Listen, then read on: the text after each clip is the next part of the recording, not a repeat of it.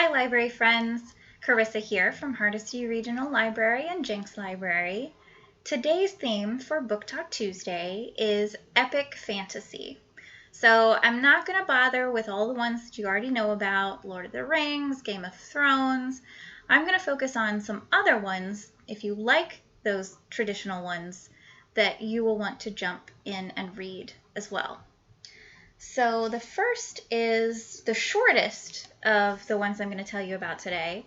It is The Queen of the Tearling by Erica Johansson.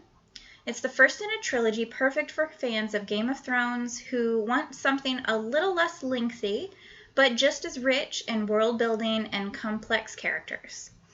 Although the setting resembles medieval times, this story takes place in the far future.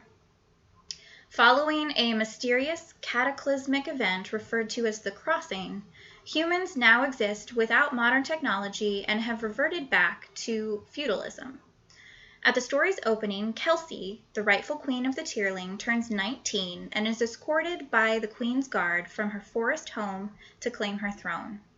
Raised, educated, and protected by an elderly couple since birth, Kelsey possesses much book intelligence but lacks practical political knowledge. Nevertheless, she is everything one desires in a leader. She is strong, decisive, just, and possesses an inner strength that allows her to face any challenge placed in front of her. However, the challenges seem insurmountable and include the need to abolish the slave lottery that plagues her people.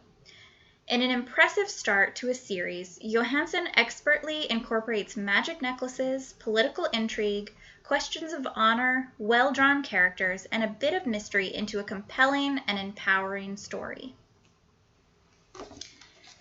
Next, this is one you guys may have heard of. It is The Name of the Wind by Patrick Rothfuss. Quoth, the hero and villain of 1,000 tales whose presumed dead lives as the simple proprietor of the Waystone Inn under an assumed name. Prompted by a biographer called Chronicler, who realizes his true identity, Quoth starts to tell his life story. From his upbringing as an actor and his family's traveling troupe of magicians, jugglers, and jesters, to feral child on the streets of the vast port city of Tarbine, then his education at the university, Quoth is driven by twin imperatives: his desire to learn the higher magic of naming, and his need to discover as much as possible about the Chandrian, the demons of legend who murdered his family. I really loved this book, but unfortunately Rothfuss is following the terrible trend of doorstopper fantasy writers of waiting a decade to conclude his series. We are still waiting on the third book, but we do have the first two, so I still highly recommend it. Just be warned, we're still waiting. The next book is The Ruin of Kings by Jen Lyons. Raised on storybook tales of royal adventure, Chiron discovers his identity as the illegitimate son of a treasonous prince and is rendered a pawn in the royal family's power schemes before embracing his anti-hero destiny. Lynn's dazzling debut is an audacious start to an ambitious 5-book series. Chiron alternates narrative duties with a demonic mimic who knows parts of Chiron's story that he is no longer aware of because of her ability to devour brains to absorb power and memories.